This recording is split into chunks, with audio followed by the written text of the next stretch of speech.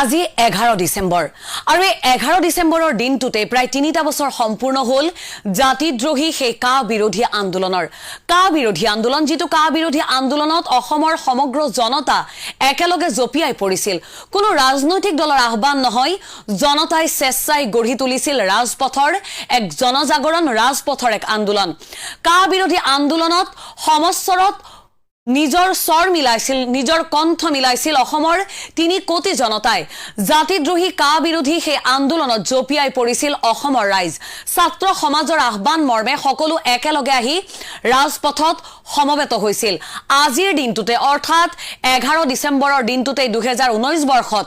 Cotton বিশ্ববিদ্যালয়ৰ সন্মুখৰ পৰা ওলাই আহিছিল এক ছাত্ৰ সমদল আৰু সেই আন্দোলনে আছিল হয়তো জাতিদ্ৰোহী কা বিৰোধী আন্দোলনৰ এক নিস্বাৰ্থ আন্দোলনৰ প্ৰায় শেষ অংশস্বৰূপ কাৰণ তাৰ পাছতেই দেখিবলৈ পোৱা গৈছিল ৰাজপথৰ সেই কা বিৰোধী আন্দোলন গৈ খেল পথাৰৰ ভিতৰত সীমাবদ্ধ হৈছিল সাংস্কৃতিক আন্দোলনলৈ পৰ্যবসিত হৈছিল এটা কথা হসা যে সাংস্কৃতিক আন্দোলনৰ গুৰুত্ব নুই কৰিব পৰা নাযায় কাৰণ ইতিহাসে বাৰে বাৰে পিট সিগাৰ পলৰপচনৰ কথা হুৱৰাই আহিছে হেমাংগ বিশ্বাস জ্যোতিপ্ৰসাদ আগৰৱালা বিষ্ণুপ্ৰসাদ ৰাভা ভূপেন হাজৰিকাৰ কথা কিন্তু কা বিৰোধী আন্দোলনত যেন দেখিবলৈ পোৱা গৈছিল সাংস্কৃতিক আন্দোলনৰ সেই গীতমাতেহে প্ৰাধান্য লাভ কৰিছিল আন্দোলনৰ সেই জুইকৰা ক্ৰমাৎ স্থিমিত হৈ আছিল আৰু পৰৱৰ্তী পৰ্যায়ত সেই কা বিৰোধী আন্দোলন ক্ৰমাৎ স্থিমিত হৈ পৰিছিল নমস্কাৰ মই মনিষা আপোনালোকক স্বাগতম জনাইছো দা ক্ৰছ কাৰেণ্টলৈ আৰু আজি দা ক্ৰছ কাৰেণ্টৰ ষ্টুডিঅ'ৰ মজিয়াৰ পৰা আমি সুৱৰিবলৈ বিচাৰিছো কা আন্দোলনৰ সেই পঞ্চ শ্বহীদক স্মৰণ কৰিবলৈ বিচাৰিছো শ্ৰদ্ধাঞ্জলি যাচিবলৈ বিচাৰিছো আমাৰ এই অনুষ্ঠানৰ জৰিয়তে আৰু আমি বাৰে বাৰে কবলৈ বিচাৰিম জাতিদ্ৰোহী কা বিৰোধী সেই আন্দোলনত জপিয়াই পৰা অসমৰ জনতাই হয়তো কেতিয়াও পাহৰিবলৈ নিবিচাৰিব সেই জনজাগৰণৰ কথা কা বিৰোধী আন্দোলনৰ 3টাকৈ বছৰ পাৰ হ'ল কা বিৰোধী আন্দোলনত সবল নেতৃত্ব দিয়া যি কেইটা জাতীয় সংগঠন আছিল সেয়া বৰ্তমানৰ ৰাইজৰ দল সেই সময়ৰ কৃষক মুক্তি সংগ্ৰাম সমিতিৰ নেতা অখিল গগৈ অথবা সদৌ অসম ছাত্ৰ সন্থাৰ নেতা লুৰিণজ্যোতি গগৈ দীপাংক নাথ সমুজ্জ্বল কুমাৰ ভট্টাচাৰ্যই নহওক কিয় প্ৰত্যেককে কিন্তু আজিৰ দিনটোত অসমৰ ৰাইজে হয়তো স্পষ্টভাৱে প্ৰশ্ন কৰিবলৈ বিচাৰিব কি হ'ল জাতিদ্ৰোহী সেই কা বিৰোধী আন্দোলনৰ আজি আমাৰ সাংবাদিক নিপন বৰগোহাঁই উপস্থিত হৈছিল সদৌ অসম ছাত্ৰ সন্থাৰ প্ৰাক্তন সাধাৰণ সম্পাদক তথা বৰ্তমান অসম জাতীয় পৰিষদৰ সভাপতি লুৰিণজ্যোতি গগৈৰ কাষত আমি আপোনালোকক বাতৰিৰ সবিশেষ জনাই যাম কিন্তু আমি পুনৰবাৰ কৈছো আজিৰ দিনটোতে দা ক্ৰছ কাৰেণ্টৰ ষ্টুডিঅ'ৰ পৰা আমি সশ্ৰদ্ধ স্মৰণ কৰিবলৈ বিচাৰিছো শ্ৰদ্ধাঞ্জলি জ্ঞাপন কৰিছো কা আন্দোলনত শ্বহীদ হোৱা সেই পঞ্চ শ্বহীদক এই মুহূৰ্তত আমি বাতৰিৰ সবিশেষ আপোনালোকক জনাবলৈ বিচাৰিছো অসমৰ প্ৰতি বিজেপি চৰকাৰে চূড়ান্তভাৱে অন্যায় কৰিলে এই মন্তব্য অসম জাতীয় পৰিষদৰ সভাপতি লুৰিণজ্যোতি গগৈৰ অসমৰ ৰাইজে অন্যায় সহ্য কৰিব নোৱাৰে আৰু কাহানিও নকৰে অসমৰ মানুহে কা আইনৰ বিৰোধিতা কৰে কাৰ বিৰোধিতা কৰে এই মন্তব্য কৰিলে বৰ্তমানৰ অসম জাতীয় পৰিষদৰ সভাপতি লুৰিণজ্যোতি গগৈয়ে কাৰ বিৰোধিতা কৰি যাবলৈ অসমৰ ৰাইজক আহ্বান জনালে কা আন্দোলনৰ সময়ৰ সেই সময়ৰ সাধাৰণ সম্পাদক তথা বৰ্তমানৰ অসম জাতীয় পৰিষদৰ সভাপতি লুৰিণজ্যোতি গগৈয়ে যেহেতু আমি পুনৰবাৰ কৈছো যে কা আন্দোলনৰ সেই জুইকুৰা জ্বলি উঠিছিল মানুহৰ মনে মনে আমি অসমৰ ৰাইজক সুৱৰাই দিবলৈ বিচাৰিছো কাৰণ 11 ডিসেম্বৰৰ পূৰ্বে ৰাতিৰ পাছত ৰাতি হাৰে আছিল অসমৰ ছাত্ৰ সমাজ প্ৰতিখন মহাবিদ্যালয় প্ৰতিখন বিশ্ববিদ্যালয়ৰ কেম্পাছে দেখিবলৈ পোৱা গৈছিল প্ৰতিবাদী স্লোগান প্ৰতিবাদী সমস্বৰ ডিব্ৰুগড় বিশ্ববিদ্যালয়ত যদি ক্যান্ডেল লাইট অৰ্থাৎ জোৰ সমদল দেখিবলৈ পোৱা গৈছিল গুৱাহাটী বিশ্ববিদ্যালয়ত দেখিবলৈ পোৱা গৈছিল জোৰ সমদল কটন বিশ্ববিদ্যালয়ৰ ছাত্ৰ সমাজ ৰাতি হাৰে আছিল কৰি গৈছিল প্ৰতিবাদ বাদ পৰি ৰোৱা নাছিল অসমৰ কোনো এখন মহাবিদ্যালয় প্ৰতিজন ছাত্ৰ সমাজ ওলাই আহিছিল নিজৰ মহাবিদ্যালয়ৰ প্ৰৱেশ দ্বাৰৰ সন্মুখত বহি লৈছিল কৰি গৈছিল কা বিৰোধী আন্দোলন সেই ছাত্ৰ সমাজৰ নিস্বাৰ্থ কা বিৰোধী আন্দোলন ক্ৰমাৎ স্তিমিত হৈ পৰিল কি হৈছিল কা বিৰোধী আন্দোলনৰ সেই সমগ্ৰ প্ৰক্ৰিয়াত বা বৰ্তমান কা বিৰোধী সেই আন্দোলনক লৈ বা কা বিৰোধী স্থিতিক লৈ আগৰ স্থিতিতে অটল আছেনে অসম জাতীয় পৰিষদৰ বৰ্তমানৰ সভাপতি তথা 2019 বৰ্ষৰ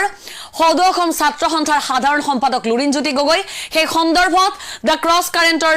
সাংবাদিক নিপন বৰগোহাঁই উপস্থিত হৈছিল লুৰিণজ্যোতি গগৈৰ কাষত আৰু এই মুহূৰ্তত আমি পুনে পুনে যাবলৈ বিচাৰিছো লুৰিণজ্যোতি গগৈৰ কাষলৈ নিপন আমি আপোনাৰ কাষলৈ গৈছো আমি জানিবলৈ বিচাৰিছো এই সন্দৰ্ভত প্ৰকৃততে লুৰিণজ্যোতি গগৈয়ে কি কয় নিপন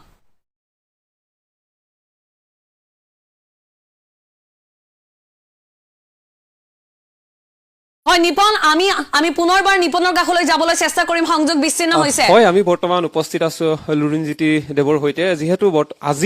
আজি এটা বিশেষ দিন আৰু 2019 চনৰ আজি দিনটোতে ৰাজ্যসভাত যিদৰে গৃহীত কৰা হৈছিল কা তাৰ ফলশ্ৰুতি যিদৰে আন্দোলন হৈছিল সমগ্ৰ অসমতে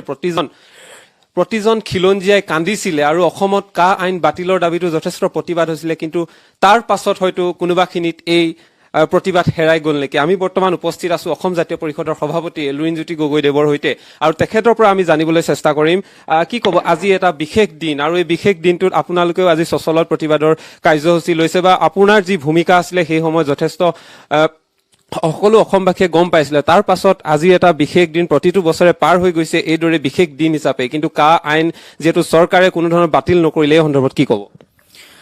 আজি দিনটো অসমৰ জাতীয় জীৱনৰ কাৰণে এটা কলা দিন কলা অধ্যায় আৰু এই দিনটোত অসমৰ মানুহৰ ভয়ংকৰ যিটো বিদেশী নাগৰিকৰ সমস্যা এই সমস্যাটোক অধিক ভয়াবহ কৰি তুলিলে আৰু অধিক জটিল কৰি এই বিদেশী নাগৰিকৰ সমগ্ৰ বিষয়টোক এটা সাম্প্ৰদায়িক দৃষ্টিভংগীৰে অসমৰ মাজত আৰু 40 বছৰতকৈ বেছি বিদেশীৰ বোজা জাপি দিবৰ কাৰণে দিল্লীয়ে এটা ষড়যন্ত্ৰ কৰিলে আৰু এই সমগ্ৰ কথাটোত অসমৰ প্ৰতি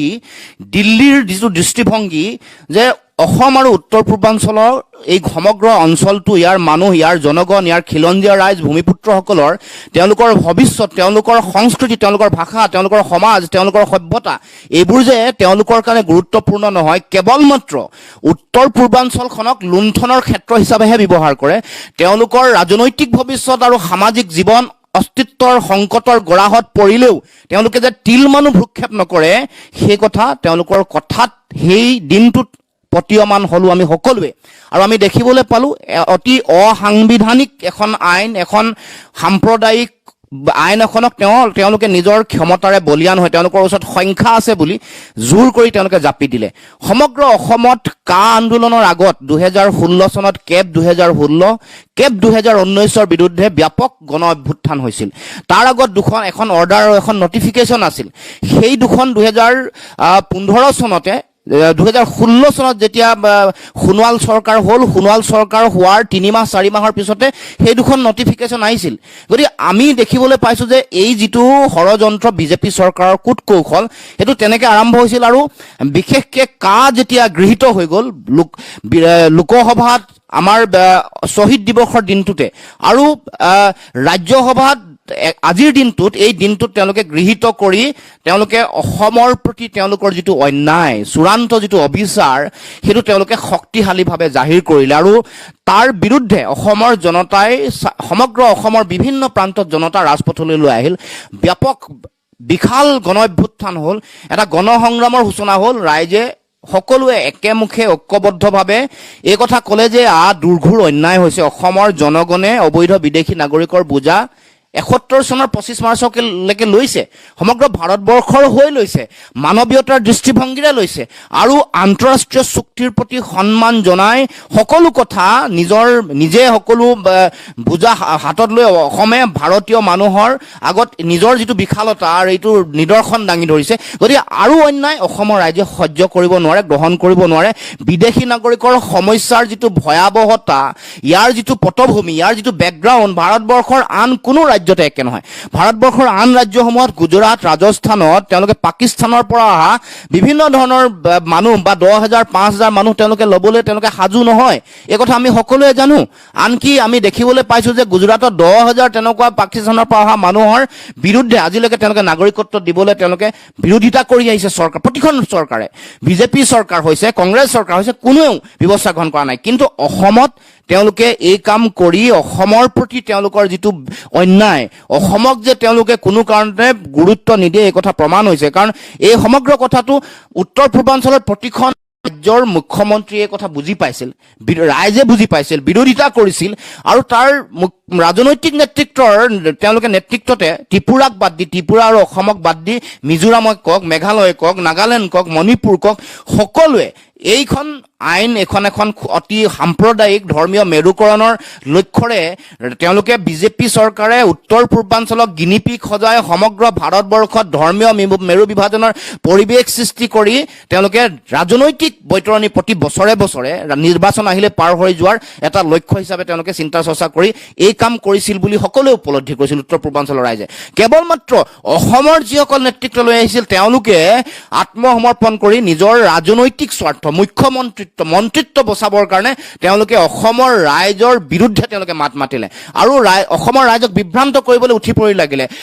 তেওঁলোকে বিভিন্ন সময়ত বিভিন্ন অপপ্ৰচাৰ চলালে, বিভিন্ন মানুহৰ মাজত টকা পইচা দি তেওঁলোকে বিভিন্ন ধৰণৰ মিটিং মাটাং কৰি মানুহক বুজাবলৈ চেষ্টা কৰিলে যে এই গোটেই কথাটো দিল্লীয়ে ভাল কৰিব বিচাৰিছে। কিন্তু এইটো এটা চূড়ান্ত অন্যায় আৰু মিছা কথা ৰাইজে সকলোৱে বুজি পাইছে আৰু আজিও উপলব্ধি কৰে যে এই আইনখন অতি ভয়ংকৰ, ভয়াৱহ, আৰু আজিও অসমৰ মানুহৰ মাজত সেই সময়ত যেনেকৈ গণ অভ্যুত্থানৰ সময়ত বিৰোধ আছিল, আজিও আছে, ভৱিষ্যতেও থাকিব। সেই সময়ত কৰোনাৰ 8 মহীয়া যিটো বিৰতি, এই বিৰতিৰ কাৰণে গণ আন্দোলনটো কিছু স্তিমিত হ'ল, এইটো স্বাভাৱিক কথা। এটা দীঘলীয়া বিৰতি থাকিলে এটা অতি শক্তিশালী ৰূপত উত্থান হোৱা গণ অভ্যুত্থান কিছু স্তিমিত হয়, কিন্তু অসমৰ জনগণে আজিও মনা নাই, মানিব নোৱাৰে, কাৰণ ৰাইজে এই কথা বুজি পাইছে যে আমাক অন্যায় কৰা হৈছে। আৰু এটা কথা ঠিক যে সেই গণ অভ্যুত্থানৰ কাৰণেই আজিও দিল্লীয়ে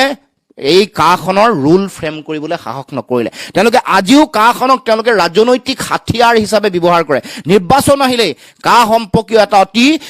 তেওঁলোকে অতি শক্তিশালী বাক্য তেওঁলোকে বিনিময় কৰে সমগ্ৰ ভাৰতবৰ্ষৰ মানুহৰ আগত। তেওঁলোকে এগ্ৰেছিভ, অতি শক্তিশালী ষ্টেণ্ড এটা ল'বলৈ চেষ্টা কৰে যে তেওঁলোকে অতি সোনকালে এই কাম কাজ কৰিব, ৰুল ফ্ৰেম কৰিব, তেওঁলোকে প্ৰয়োগ কৰিব, কাৰ্যকৰী কৰিব, কিন্তু সাহস কৰা নাই আৰু তেওঁলোকে নকৰেও। এইখনক জীয়াই ৰাখিব, এইখন এখন ৰাজনৈতিক হাথিয়াৰ হ'ব, কিন্তু এইখন আইনৰ যিটো ভিতৰত অন্তৰ্নিহিত যিটো ভয়ংকৰ যিটো লক্ষ্য, এই লক্ষ্যৰ বিৰুদ্ধে অসমৰ জনগণ আজিৰ দিনটোত মই পুনৰ আহ্বান কৰিছো, সজাগ হ'ব লাগে, সচেতন হ'ব লাগে, মাৰ বান্ধি থিয় হৈ ইয়াৰ বিৰুদ্ধে সংগ্ৰাম কৰিবৰ কাৰণে সকলো সাজু হ'ব লাগে আৰু সংগ্ৰামত ব্ৰতী হ'ব লাগে আৰু ইয়াৰ বিৰোধিতা সমগ্ৰ অসমৰ বিভিন্ন প্ৰান্তত হ'ব লাগে। সেই সময়ত কেৱল মাত্ৰ অসম, ভাৰতবৰ্ষই নহয়, পৃথিৱীৰ বিভিন্ন প্ৰান্তত থকা অসমীয়া মানুহেও ইয়াৰ দুৰ্ঘোৰ বিৰোধিতা কৰিছিল। যিদৰে প্ৰতিবাদ সাব্যস্ত কৰিছিলে সেই সময়ত প্ৰতি ঘৰৰ মানুহ এজন এজনকৈ ওলাই আহিছিল। আৰু ইয়াৰ তুলনাত যদি আমি সমান্তৰালভাৱে ক'বলৈ যাওঁ পঞ্জাৱৰ যি কৃষি আইন, সেই কৃষি আইনৰ পিছত কিন্তু চৰকাৰে পাছত এই আইন বাতিল কৰিবলৈ সক্ষম হ'ল বা বাতিল কৰিলে, কিন্তু আমাৰ অসমীয়া স্বাভিমান যথেষ্ট আৱেগিক বুলি কয়, কিন্তু প্ৰতিবাদো কৰিলে, তাৰ পাছত কোনোবাখিনিত হাৰি গ'ল নেকি? নিশ্চিতভাৱে চাওক, আমাৰ যিমানবোৰ গণ আন্দোলন আছে আমি লক্ষ্য প্ৰাপ্তিত আমি সফল হোৱা নাই। অসম আন্দোলনৰ 6 বছৰীয়া ঐতিহাসিক পৃথিৱীত বিভিন্ন প্ৰান্তত ইয়াৰ সম্প্ৰচাৰিত বা সকলোৱে ইয়াক লৈ জানে, আলোচনা বিলোচনা হয়, সৰবে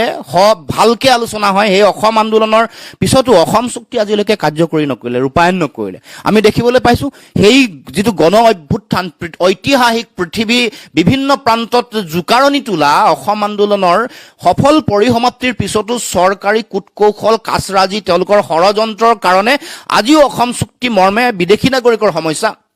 অসমৰ জাতীয় জীৱনৰ মৌলিক সমস্যা, সাংবিধানিক ৰক্ষা কৱচকে ধৰি সীমান্ত চিল কৰা বা ৰাষ্ট্ৰীয় নাগৰিকপঞ্জী উন্নীতকৰণ কৰা, এই সমগ্ৰ ৰাজনৈতিক, সামাজিক, সাংস্কৃতিক, ভাষিক যিবোৰ মৌলিক বিষয় আছিল, এইবোৰৰ স্থায়ী সমাধান আমি আজিলৈকে দেখিবলৈ নাপালো। আৰু বিভিন্ন ধৰণৰ খিলঞ্জীয়া মানুহৰ আত্মপ্ৰতিষ্ঠাৰ বিভিন্ন সংগ্ৰাম, 6 জনগোষ্ঠীৰ জনজাতিকৰণ, কা বিৰোধী, গণ অভ্যুত্থান, গণ আন্দোলন, সকলো আন্দোলনৰে আমি উত্তৰ পোৱা নাই, আমি ইয়াৰ পৰা ভাল ফলাফল আজিলৈকে পোৱা নাই। সহস্ৰ সংগ্ৰাম সকলোতে অসমৰ জনগণে নিজৰ ন্যায্য প্ৰাপ্তিৰ অধিকাৰ আজুৰি আনিব পৰা নাই। কিন্তু আমি তাৰ বিপৰীতে দেখিছোঁ পাঞ্জাৱৰ দৰে ৰাজ্য বা এই কৃষক আন্দোলন অকল পাঞ্জাৱেই নহয়, উত্তৰ প্ৰদেশ, বিহাৰ সকলো প্ৰান্ততে জনতা জঁপিয়াই পৰিছিল আৰু নেৰানেপেৰাকে একেলগে তেওঁলোকে ধাৰাবাহিকভাৱে লাগি আছিল আৰু সেইটোতে তেওঁলোকৰ অন্যায়ৰ বিৰুদ্ধে সংগ্ৰামী চেতনাটো আমি দেখিবলৈ পাওঁ। কিন্তু অসমৰ জনগণৰ বা আমাৰ ৰাজনৈতিক নেতৃত্বৰ যিটো দুৰ্বলতা, আমাৰ নেতৃত্বৰ যিটো দুৰ্বলতা, তাৰ কাৰণে আজি আমি লক্ষ্যত আমি উপনীত হ'ব পৰা নাই। আজিও আমি বাৰে বাৰে অন্যায়ৰ সন্মুখীন হৈ আছোঁ আৰু যিবোৰ মূল বিষয় মৌলিক যিবোৰ কথা বতৰা আছে সেইবোৰ আজিলৈকে সমাধান হোৱা নাই। আমি এখন উন্নত শক্তিশালী ৰাজ্য হ'ব পৰা নাই, আমাৰ অৰ্থনীতি অতি আগবঢ়াই লৈ যাব পৰা নাই, অথচ যথেষ্ট সম্ভাৱনা আছে। আমাৰ প্ৰাকৃতিক সম্পদ থকাৰ পাছতো সম্পদসমূহৰ ওপৰত লুণ্ঠন চলিয়ে আছে। প্ৰাকৃতিক সম্পদৰ অধিকাৰ আমি আজিলৈকে নিজে আজুৰি আনিব পৰা নাই, সুৰক্ষিত কৰিব পৰা নাই। আৰু ৰাজনৈতিক যিবোৰ ন্যায় প্ৰাপ্তিৰ বিষয়, এই বিষয়সমূহতো আমি কিন্তু যেনেধৰণে আমি সংগ্ৰাম কৰিছোঁ, সংগ্ৰামৰ সমাপ্তি ঘটিছে, তাৰপিছত আমাৰ নেতৃত্বই সুবিধাবাদী স্থিতি এটা গ্ৰহণ কৰিছে। এইটো কথা দিল্লীয়ে বুজি পায় যে তেওঁলোকে আন্দোলন কৰাৰ পাছত বহু নেতা এনেকৈ বিক্ৰী হৈছে, সুবিধাবাদী স্থিতি গ্ৰহণ কৰিছে, নিজৰ ব্যক্তি স্বাৰ্থ পূৰণ কৰিবৰ কাৰণে, ৰাজনৈতিক স্বাৰ্থ সুৰক্ষিত কৰিবৰ কাৰণে জাতীয় স্বাৰ্থ জলাঞ্জলি দি জাতিটোক বিশ্বাসঘাতকতা প্ৰতাৰণা কৰিছে। এই যিটো আমাৰ মানুহৰ নেতাৰ যিটো চৰিত্ৰ দেখিবলৈ পাইছে দিল্লীয়ে, তাৰ পাছত উপলব্ধি কৰাৰ পাছতে তেওঁলোকে তেনেকৈ কাৰ্য ব্যৱস্থা গ্ৰহণ কৰিছে। তেনেকৈ কাৰণ ইণ্টেলিজেন্সৰ ওচৰত সকলো খবৰ থাকে, ইণ্টেলিজেন্স IB, SB, নিয়া সকলোৰে মানুহৰ এটা খবৰ থাকে যে নেতৃত্বৰ দুৰ্বলতা ক'ত, তেওঁলোকে কেনেকৈ কম্প্ৰমাইজ কৰে, কেনেকৈ তেওঁলোকৰ নিজৰ ৰাজনৈতিক স্বাৰ্থ সুৰক্ষিত কৰিবৰ কাৰণে, MLA MP হ'বৰ কাৰণে, টিকেট ল'বৰ কাৰণে কেনেকৈ নিজৰ আদৰ্শক, নিজৰ জাতীয় স্বাৰ্থক কেনেকৈ জলাঞ্জলি আৰু বিসৰ্জন দিয়ে, এই কথা দিল্লীয়ে যিবোৰ ইণ্টেলিজেন্স আছে তেওঁলোকে উপলব্ধি কৰে কাৰণে সেইধৰণে ট্ৰিট কৰে, সেইধৰণে ব্যৱহাৰ কৰে আৰু সমস্যাসমূহ সমাধান নকৰি তেনেকৈ পেলাই ৰাখে। গতিকে আমি ভাবোঁ যে এই কথা বতৰাবোৰৰ পৰা অসমৰ ৰাইজে পৰিত্ৰাণ পাবলৈ হ'লে ৰাইজ পুনৰ ওলাই আহিব লাগিব। কাৰণ সেই আন্দোলনটো গণ অভ্যুত্থান, গণ আন্দোলন আছিল। আমি কেৱল মাত্ৰ আমি নেতৃত্ব দিবলৈ চেষ্টা কৰিছিলোঁহে, পাৰিছিলোঁ নোৱাৰিছিলোঁ এইটো ৰাইজে বিচাৰ কৰিব। সন্মুখত থাকি ৰাইজৰ লগত, ৰাইজৰ যিটো তেওঁলোকৰ জাতীয়তাবাদী চিন্তাৰে বা জাতীয় স্বাৰ্থৰ কাৰণে তেওঁলোকৰ যিটো সংগ্ৰাম, তাত আমি সন্মুখত থাকিবলৈ বা লগত থাকিবলৈ চেষ্টা কৰিছোঁ। গতিকে আজিও আমি ভাবোঁ যে এই সংগ্ৰাম কোনোবা নেতা বা কোনোবা নেতৃত্বই কৰিলে নহ'ব, অসমৰ সৰ্বসাধাৰণ জনগণ, সাধাৰণ জনতাই ৰাজপথলৈ পুনৰ ওলাই আহিব লাগিব, সংগ্ৰাম কৰিব লাগিব। কালি শুনিবলৈ পাইছোঁ মুখ্যমন্ত্ৰীয়ে কৈছে যে আন্দোলন নহ'লে বোলে অসম উন্নতি হৈ যাব। তেওঁলোকৰ 7 বছৰ শাসন হ'বলৈ হ'ল। 7 বছৰ শাসনত আমি অসমৰ সমাজ চাৰিওফালে এতিয়া বিপদগ্ৰস্ত, সৰ্বশ্ৰান্ত, আমাৰ মাটি ভেটি হেৰুৱাৰ উপক্ৰম হৈছে। নিজৰ স্বাৰ্থত পুঁজিপতি বণিক গোষ্ঠীক সকলো তেওঁলোকে বিক্ৰী কৰিবলৈ উঠি পৰি লাগিছে। আনকি আমি দেখিবলৈ পাইছোঁ আমি ধাৰত এতিয়া ধৰুৱা হৈ আছোঁ। আমাৰ অত্যাৱশ্যকীয় সামগ্ৰী মূল্য বৃদ্ধিয়ে আমাক কোঙা কৰি পেলাইছে। কৰ কাটলৰ বৃদ্ধিয়ে, খাজানাই, এইবোৰে আমাক এটা ভয়াৱহ ভৱিষ্যতৰ মাজলৈ ঠেলি দিছে। আমি কোনো এটা আত্মনিৰ্ভৰশীল আমি এটা জাতি হিচাপে গঢ়ি তুলিব পৰা নাই। কেৱল মাত্ৰ শ্লোগান, ভাৰতবৰ্ষৰ 5খন শ্ৰেষ্ঠ ৰাজ্য হ'ব, 7 বছৰ একো কৰিব নোৱাৰিলে। আমাৰ প্ৰতিটো যিমানবোৰ আমাৰ কাৰণে প্ৰয়োজনীয় যিবোৰ নিত্য ব্যৱহাৰ্য সামগ্ৰী প্ৰতিটো বাহিৰৰ পৰা আনিব লাগে, হাজাৰ হাজাৰ কোটি টকা বাহিৰলৈ ওলাই যায়। অসমত উৎপাদন কৰাৰ সকলো সম্ভাৱনা থকাৰ পাছতো মুখ্যমন্ত্ৰী হিচাপে, কৃষি মন্ত্ৰী হিচাপে, আন মন্ত্ৰী হিচাপে তেওঁলোকে সম্পূৰ্ণৰূপে বিফল হৈছে। আৰু কেৱল মাত্ৰ কমিশ্যন, ঠিকা ঠুকলি, এইবোৰ কমিশ্যনৰ ধান্দাত তেওঁলোকে দুৰ্নীতিৰ চিন্তাত নিমজ্জিত হৈ আমাৰ অৰ্থনৈতিক পৰিকাঠামো বা সামাজিক ভৱিষ্যতটো শক্তিশালী কৰিবৰ কাৰণে কোনো ধৰণৰ ব্যৱস্থা তেওঁলোকে গ্ৰহণ কৰা নাই। যাৰ ফলত অসম ভাৰতবৰ্ষৰ ভিতৰতকৈ আটাইতকৈ দুখীয়া ৰাজ্যসমূহৰ ভিতৰত 5 নম্বৰ শেষ 5খন ৰাজ্যত আজিও স্থান লাভ কৰিছে। আজিও এই এনেকুৱা ধৰণৰ সংবাদ মাধ্যমত এইটো এটা ছাৰ্ভে এটা প্ৰকাশ হৈছে। গতিকে তেওঁলোকৰ এইটো বিফলতা ঢাকিবৰ কাৰণে তেওঁলোকে বেলেগ এটা বিষয়ক তেওঁলোকে দোষাৰোপ কৰে। আন্দোলন মানুহৰ গণতান্ত্ৰিক অধিকাৰ। সমগ্ৰ পৃথিৱীত আন্দোলন চলি আছে। আন অতি গণতান্ত্ৰিক ৰাষ্ট্ৰসমূহত, আমেৰিকাৰ দৰে ৰাষ্ট্ৰতো এনেকুৱা ধৰণৰ আন্দোলন চলি আছে। গতিকে এইটো এই যিটো চিন্তা, এইটো স্বৈৰতান্ত্ৰিক ফেচিষ্ট মানসিকতাৰ কোনোবা মুখ্যমন্ত্ৰী এনেকুৱা ধৰণৰ বক্তব্য ৰাখে, যাৰ গণতান্ত্ৰিক চেতনা আছে, যি গণতান্ত্ৰিক ঐতিহ্য গৰিমাক যি জীয়াই ৰাখিব খোজে, সেই মানুহে কেতিয়াও এনেকুৱা কথা নহয়। কেতিয়াও এনেকুৱা ধৰণৰ কথা নকয়। অন্যায় যেতিয়া হ'ব জনগণে প্ৰতিবাদ কৰিবই। যেতিয়াই গণতন্ত্ৰ যেতিয়াই সংকটত হ'ব, যেতিয়াই গণতান্ত্ৰিক বিষয়সমূহৰ বিভিন্ন ধৰণৰ তেওঁলোকে অন্যায় কৰি এই কাম কাজ কৰিব, গণতন্ত্ৰক ধ্বংস নিশেষ কৰিবলৈ কূটকৌশল আৰু ষড়যন্ত্ৰ কৰিব, ৰাইজে, জনতাই ৰাজপথলৈ ওলাই আহিব। গণতান্ত্ৰিক আন্দোলনটো আমাৰ ৰাইজৰ অধিকাৰ, সেই অধিকাৰ ধ্বংস কৰিবৰ কাৰণে, ৰাইজক বিভ্ৰান্ত কৰিবৰ কাৰণে যাতে উঠি পৰি নালাগে, নিজৰ বিফলতা থাকিবৰ কাৰণে বেলেগ এটা বিষয়ত মানুহক দৃষ্টি আকৰ্ষণ কৰিবৰ কাৰণে যে চেষ্টা নকৰে, এইটো তেওঁলোকে এটা এজেণ্ডা, তেওঁলোকৰ মানুহক বিভ্ৰান্ত কৰাৰ এজেণ্ডা। নিজৰ বিফলতা থাকিবৰ কাৰণে আন্দোলনক দুখ দিবলৈ উঠি পৰি লাগিছে, কাৰণ তেওঁ আটাইতকৈ বিফল মুখ্যমন্ত্ৰী, আটাইতকৈ বিফল শিক্ষামন্ত্ৰী, আটাইতকৈ বিফল স্বাস্থ্যমন্ত্ৰী। তেওঁ এই কথা অসমৰ ৰাইজে ইতিমধ্যে উপলব্ধি কৰিছে। যিহেতু আপুনি ক'লে কা আন্দোলনৰ বা ইয়াত আমাৰ বহু কা আন্দোলনত আপুনি যিদৰে নামি পৰিছিলে বা আপুনি এক আদৰ্শ হৈ পৰিছিলে সেই সময়ত, আৰু বিশেষকৈ সেই আন্দোলনৰ সময়ত কিন্তু বহু নেতা বনিলে হয়, সঁচা কথা। বহুতে আজি সমালোচনা কৰে, বহু নেতা হ'ল, কিন্তু সেই নেতা হোৱাৰ পিছত আজি তেওঁলোকে সুবিধাবাদীৰ পৰিচয় দিলে, তাৰ মাজত কিন্তু আপুনি অন্যতম হৈ ৰ'ল। এতিয়া প্ৰসংগ আহিছে দীপাংকৰ নাথৰ কথা, দীপাংকৰ নাথে অব্যাহতি লৈছে, তাৰ পাছতে বিজেপিত যোৱা এনেধৰণৰ বহু কথা ওলাইছে। এই সন্দৰ্ভত আপুনি কি ক'ব? নাই, আপুনি যিটো প্ৰশ্ন কৰিছে তাত আপুনি মোকো সুবিধাবাদী বুলি কৈছে নেকি? আপোনাৰ ক্ষেত্ৰত যিহেতু আপুনি অসম জাতীয় পৰিষদৰ এতিয়া এক আঞ্চলিক দলৰ আপুনি নেতৃত্ব লৈছে, আৰু এই ক্ষেত্ৰত কিন্তু বহু নেতাই এই ক্ষেত্ৰত তেওঁলোকে ব্যতিক্ৰমী ৰূপহে ধাৰণ কৰিছে বা ৰাষ্ট্ৰীয়তাবাদৰ দললৈ সুবিধাবাদীৰ পৰিচয় দিছে। এই সন্দৰ্ভত কি ক'ব? চাওক, অসমৰ ৰাজনৈতিক সামাজিক ইতিহাসত বিশ্বাসঘাতকতাৰ প্ৰতাৰণাৰ যিটো অধ্যায়, এইটো অতি দীঘলীয়া, এইটো ইতিহাস বহুত দীঘলীয়া চলি আছে। অসমৰ ৰাইজৰ আগত এইবোৰ ঘটনা জল পটপটকে চলি আছে। মানুহৰ আৱেগক বিক্ৰী কৰে, মানুহৰ জাতীয় চিন্তা, জাতীয় স্বাভিমানক বুঢ়া আঙুলি দেখুৱাই নিজৰ ব্যক্তি স্বাৰ্থ পূৰণ কৰিবৰ কাৰণে যিকোনো ধৰণৰ জাতি বিৰোধী, নিজৰ আদৰ্শ, নিজৰ চিন্তা, জাতীয় দৰ্শন বিৰোধী সিদ্ধান্তত সকলোৱে হাত উজান দিয়ে বা জঁপিয়াই পৰে। এইটো আমি দেখিবলৈ পাইছো। এনেকুৱা পৰিঘটনা বহুতো হৈছে, কিন্তু মই ভাবো যে মই মোৰ নিজৰ সিদ্ধান্তটো নিজে লৈ ওলাই আহিছো, আৰু বহু এনেকুৱা ধৰণৰ উদাহৰণো আছে যিসকলে কম্প্ৰমাইজ কৰিছে বা আপোচ কৰিছে। মই আশা ৰাখিম যে অসমৰ যিসকল নেতাই সন্মুখত থাকি নেতৃত্ব দিছে, প্ৰত্যেকেই যাতে জাতিৰ চিন্তাৰে, জাতীয়তাবাদী আদৰ্শৰে সকলো যাতে আহি আহে, কোনেও যাতে এই নিজৰ আদৰ্শসমূহৰ বিপৰীতে বা নিজে আপোচ কৰি নিজৰ স্বাৰ্থ পূৰণ কৰিবৰ কাৰণে কোনো যাতে আগবাঢ়ি নাহে, কাৰণ সময়ে কাকো ক্ষমা নকৰে। কাৰণ সকলো কথা মানুহে চাই আছে, আৰু আমি এনেকৈ জাতীয় স্বাৰ্থ বিসৰ্জন দি আমি ৰাজনৈতিক নেতা হ'ব পাৰিম, কিন্তু মানুহৰ হৃদয়ত, জনতাৰ হৃদয়ত কোনেও স্থান নাপাব। কাৰণ আমি দেখিবলৈ পাইছো এনেকুৱা অসমৰ ইতিহাসত সফল নেতা বহুত আছে, সফল ৰাজনীতিবিদ আমি বহুত দেখিছো,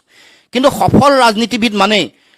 দেশৰ কাৰণে, ৰাজ্যখনৰ কাৰণে, সমাজখনৰ কাৰণে ভাল নেতা নহয়। এই কথা আমি পাই আহিছো। লোকপ্ৰিয় গোপীনাথ বৰদলৈয়ে দিল্লীৰ ৰঙা চকু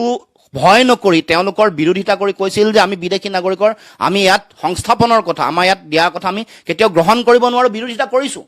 এই ধৰণৰ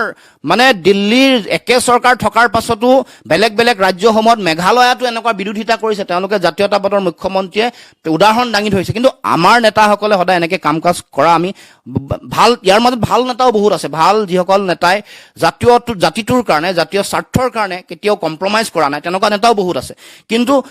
যিসকল কম্প্ৰমাইজ কৰিছে, ঠগিছে, বিশ্বাসঘাতকতা কৰিছে, তেনেকুৱা নেতাৰ সংখ্যা বেছি হোৱাৰ কাৰণে অসমৰ ভৱিষ্যত, অসমৰ সামগ্ৰিক উন্নয়ন শক্তিশালী হোৱা নাই। আৰু আমি সেইকাৰণে আপুনি যিটো প্ৰসংগ উত্থাপন কৰিছে দীপাংকৰ নাথ ডাঙৰীয়াৰ অসম জাতীয় পৰিষদৰ জন্মৰ লগত তেওঁ জড়িত। সদৌ অসম ছাত্ৰ সন্থাৰ সভাপতি আছিল, আৰু সদৌ অসম ছাত্ৰ সন্থাই সমগ্ৰ বিষয়টো, সমগ্ৰ পৰিকল্পনাটো একেলগে ঐক্যবদ্ধভাৱে জাতীয়তাবাদী যুৱ ছাত্ৰ পৰিষদৰ লগত কৰিছিল। আৰু এই সমগ্ৰ বিষয়টোত মূল উদ্যোগ দীপাংকৰ কুমাৰ নাথ ডাঙৰীয়াই লৈছিল, আৰু আমি সকলোৱে দেখিছো, সকলোৱে জানো, সংবাদ মাধ্যমত সবিস্তাৰে প্ৰকাশ হৈছে। গতিকে এতিয়া তেওঁৰ নৈতিক দায়িত্ব, তেওঁ এতিয়া বিবাহ কাৰ্য হ'ব খুব সোনকালে। শুভ বিবাহ সম্পূৰ্ণ হোৱাৰ পিছতেই আমি আমাৰ অসম জাতীয় পৰিষদৰ তৰফৰ পৰা আমি আহ্বান জনাইছো, আহক, তেখেতে নিজে জন্ম দিয়া দল, নিজৰ এটা মানস পুত্ৰ, এই দলটোক লৈ অসমত শক্তিশালী স্বাভিমানী জাতীয়তাবাদ প্ৰতিষ্ঠা কৰিবৰ কাৰণে এই দলটোৰ নেতৃত্ব তেওঁ নিজে লৈ যাতে আগবঢ়াই লৈ যায়, আৰু অসমত এটা নতুন জাতীয়তাবাদী ৰাজনীতিৰ ধাৰা যাতে অসমত প্ৰতিষ্ঠা কৰে, তাৰ কাৰণে আমি দলৰ তৰফৰ পৰা আমি আহ্বান জনাইছো। ভাৰতবৰ্ষ যিহেতু ধৰ্ম নিৰপেক্ষতাৰ কথা কয়, তাৰ মাজতে বদৰুদ্দিন আজমলে হিন্দু মুছলিমৰ এনেধৰণৰ যি মন্তব্য কৰিছে বা হিন্দু যি মন্তব্য কৰিছে, তাৰ পাছতো কিন্তু আজিলৈকে বদৰুদ্দিন আজমল গ্ৰেপ্তাৰ নহল। এই সন্দৰ্ভত চাওক, বদৰুদ্দিন আজমলক চৰকাৰে ইচ্ছা কৰি তেওঁলোকে কৰায়ত্ব কৰা নাই, আৰু মুখ্যমন্ত্ৰীয়ে যোৱাবাৰ নিৰ্বাচনৰ আগত কৈছিল যে বদৰুদ্দিনৰ দৰে সাম্প্ৰদায়িক শক্তি বা বদৰুদ্দিন আজমল তেওঁলোকৰ পৰা 100 কিলোমিটাৰ দূৰত থাকিব লাগিব, 100 কিলোমিটাৰ চেপা সোমাব তেওঁলোকে নিদিয়ে কিন্তু 100 কিলোমিটাৰ বাহিৰত থাকিব বুলি কোৱা বদৰুদ্দিন আজমল আজি আহি আঁঠুৱাৰ তলত সোমালেহি আঁঠুৱাৰ তলৰ মহ বুলি কৈছে এতিয়া ৰাইজৰ ওচৰত বিবেচনাৰ বিষয়ে যে এই মহৰ মালিক কোন এই আঁঠুৱাটোৰ মালিক কোন আঁঠুৱাৰ মালিক তেওঁলোক চৰকাৰখন অসমৰ মানুহৰ মালিক বা অসমৰ ৰাইজৰ তেওঁলোকে দায়িত্ব লৈ আছে গতিকে আঁঠুৱা তেওঁলোকৰ নিজৰ আঁঠুৱা তলত থকা মহটোক তেওঁলোকে কৰায়ত্ব নকৰাৰ মূল কাৰণটোৱে হ'ল তেওঁলোকৰ এটা নিজৰ গোপন তেওঁলোকৰ সম্পৰ্ক এটা আছে আৰু বদৰুদ্দিন আজমলক তেওঁলোকে ৰাজনৈতিক এটা হাতিয়াৰ হিচাপে ব্যৱহাৰ কৰে তেওঁলোকৰ এজেণ্ট হয় বদৰুদ্দিন অসমীয়া মানুহৰ শত্ৰু এই কথা আমি কৈ আহিছোঁ আৰু বিজেপিৰ কাৰণে কিন্তু সঞ্জীৱনী সুধা তেওঁলোকৰ কাৰণে অক্সিজেন যাৰ অক্সিজেন লৈ তেওঁলোকে নিৰ্বাচনৰ বৈতৰণি পাৰ হয় উশাহ নিশাহ লয় গুজৰাটৰ দ্বিতীয় পৰ্যায়ৰ নিৰ্বাচনক লক্ষ্য কৰি তেওঁৰ এই বক্তব্য দিয়া হ'ল এএনআইত দিলে হিন্দীত দিলে দি তাৰ আগত অসমৰ স্থানীয় সংবাদ মাধ্যমক অসমীয়াত তেওঁলোক বক্তব্য দিছিল দি ৰাষ্ট্ৰীয়ভাৱে প্ৰচাৰ চলোৱা হ'ল ৰাষ্ট্ৰীয় সাম্প্ৰদায়িক যিবোৰ সংগঠন আছে যিবোৰ শক্তিশালী সংগঠন তেওঁলোকে ইয়াৰ প্ৰতিবাদ কৰিলে সকলোৱে বক্তব্য দিলে ৰাষ্ট্ৰীয় সংবাদ মাধ্যমত গুজৰাটৰ দ্বিতীয় পৰ্যায়ৰ নিৰ্বাচনৰ এদিন দুদিন আগত সমগ্ৰ সবিস্তাৰে প্ৰকাশ হ'ল প্ৰতিটো সংবাদ মাধ্যম ৰাষ্ট্ৰীয় সংবাদ মাধ্যমত এই বিষয়বোৰ প্ৰচাৰ কৰি এটা সাম্প্ৰদায়িক কমিউনেল এটা পলাৰাইজেশ্যনৰ এটা পৰিৱেশ তৈয়াৰ কৰিলে গতিকে এই সদায় যেনেকৈ ওয়েসিছক ব্যৱহাৰ কৰে আসাউদ্দিন ওয়েসিছক ব্যৱহাৰ কৰে এবাৰ বদৰুদ্দিন আজমলক তেওঁলোকে ব্যৱহাৰ কৰিছে তেওঁলোকৰ মন্ত্ৰীয়ে কৈছে তেওঁক বোলে কৰায়ত্ব কৰিলে মহানায়ক হৈ যাব কৰায়ত্ব কৰিলে তেওঁ নায়ক হয় নে খলনায়ক হয় এইটো বিচাৰ্য বিষয় নহয় বিষয়টো হ'ল যে তেওঁ আইন বহিৰ্ভূত এটা কাম কৰিছে ভাৰতবৰ্ষৰ উচ্চতম ন্যায়ালয় মহামান্য উচ্চতম ন্যায়ালয়ে এটা বিচাৰত তেওঁলোকে নিৰ্দেশনা দি কৈছে যে যিসকলে হেড স্পিচ দি মানুহত সাম্প্ৰদায়িক পৰিৱেশ সৃষ্টি কৰে তেওঁলোকক কোনো ধৰণৰ এফআইআৰ নিদিয়াকৈ কৰায়ত্ব কৰিব লাগে আৰু কৰায়ত্ব নকৰিলে পুলিচৰ কণ্টেম্প্ট অফ কোৰ্টৰ অধীনত তেওঁলোকৰ বিৰুদ্ধে ব্যৱস্থা গ্ৰহণ কৰা হ'ব আইন অমান্য কৰা বুলি আদালত অৱমাননাৰ কেছত তেওঁলোকক বিচাৰৰ অধীনলৈ অনা হ'ব এই এটা নিৰ্দেশনা থকাৰ পাছতো অসমত ৰাজ্য চৰকাৰে গৃহ বিভাগ নিজৰ হাতত বিহুগম গৃহ বিভাগ থকাৰ পাছতো কথাই যিকোনো এটা কথাত ফেচবুকত কিবা এটা লিখিলেই বৰখাশ্ৰী বুঢ়াগোহাঁই বা ভিক্টৰ দাসহঁতক কৰায়ত্ব কৰি জেললৈ নিক্ষেপ কৰা এই উদাহৰণ থকাৰ পাছত এনকাউণ্টাৰ মানুহক কৰি আইন বহিৰ্ভূতভাৱে এনকাউণ্টাৰ কৰাৰ পিছত বদৰুদ্দিন আজমলক কৰায়ত্ব কৰিবলৈ চৰকাৰে সাহস নকৰিলে এই কথাই প্ৰমাণ কৰে যে তেওঁলোকৰ লগত এটা হিডেন এজেণ্ডা আছে গোপনীয় এজেণ্ডা হিচাপে কাম কৰি আছে বদৰুদ্দিন আজমলে গতিকে যদিহে সৎ সাহস আছে মুখ্যমন্ত্ৰীক বদৰুদ্দিন আজমল ডাঙৰীয়াক কৰায়ত্ব কৰিবৰ কাৰণে আমি দাবী উত্থাপন কৰিছোঁ